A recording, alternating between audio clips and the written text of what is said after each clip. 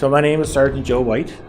I am a crewman by trade in armored vehicles.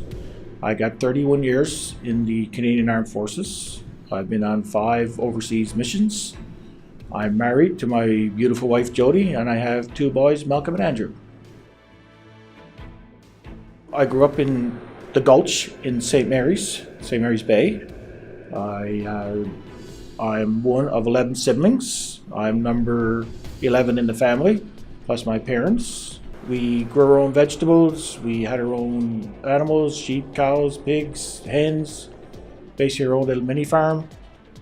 So I was out visiting my grandmother downtown St. John's, and I walked in front of the recruiting station, and I seen a picture of tanks going across the country at the recruiting center. So I said, hey, I've always wanted to do that. I must go in and see what's going on. So I went in, talked to the recruiter. Next thing you know, I'm filling out an application, and here I am again 30 years later as an armored crewman.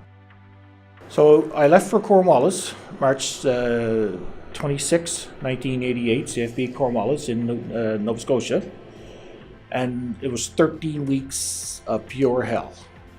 So that's where they weed you out, right?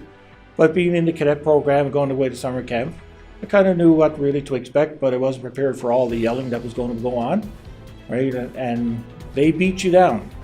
You'll get called every name in the book, right? They try to break your spirit, but if you really want it that bad, you stick it out.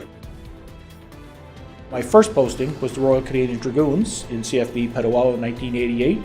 It was hard the first couple of years.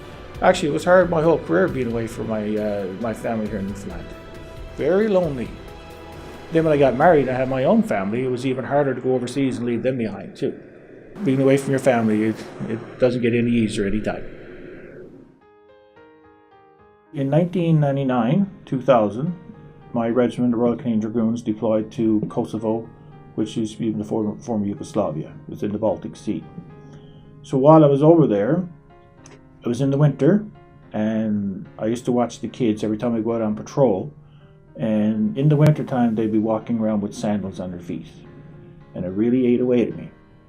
So I called back to my parents back here in Newfoundland, and I told them, I said, the kids have nothing. I said, they don't even have socks to put on their feet. I said, some don't have any coats or sweaters. So unbeknown to me, my family in St. Mary's got together and they started knitting. And they knit. Everybody, I would say, in St. Mary's Bay, knit socks and mitts and sweaters and hats and scarves. And one day the mail showed up, and there was a huge box for Corporal White. I'm like, what's in the box? So when we used to go out on patrols, I would take a bag full of stuff, and along the way, every time we would stop, the local kids and some adults would always come around the vehicles looking for handouts, water, food. But this time, I was giving out socks and hats and mitts and sweaters. And the look on their faces to see that something that they really desperately needed was unbelievable. It just made you so proud then to be a soldier, a Canadian soldier, and a Newfoundlander, that your town actually went above and beyond and done that. Some of the highlights were definitely the people that I met. Absolutely, hands down, the best people you'd ever want to work with. They were by your side through the best things and the worst things. They had your back. They were always there to help you out. All of my closest friends are military. There are people that I went through Cornwallis with in 1988 that today we're still as close as anything. Some of them have left the military. Some are still in the military. Some I haven't seen in 20 years. But it's just a matter of a phone call, a text, Facebook, social media, and we're right back as if we just saw each other yesterday. Now, I'm a zone training coordinator for a Newfoundland and Labrador cadet program. I look after 28 Army, Sea, and Air units. I look after all their coordinating for their training, from buses to their meals to their supply, booking ranges, repelling, whatever they need to conduct their activities. That's what I do. I used to go and visit them and help them out with their parades and their drill. And anything else that they need it done, they just give me a call and I'm there to help them out.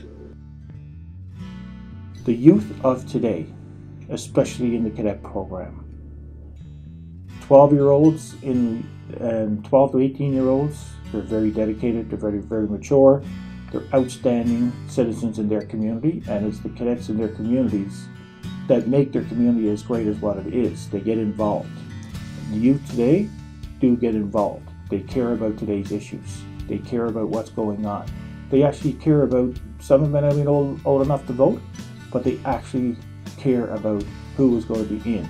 And they voice their concerns and their opinions, because when they get to vote, they know that they'll be voting for issues that pertain to them. So what gives me hope is that the youth today are trying to make our future, or they're trying to make their futures better for them tomorrow.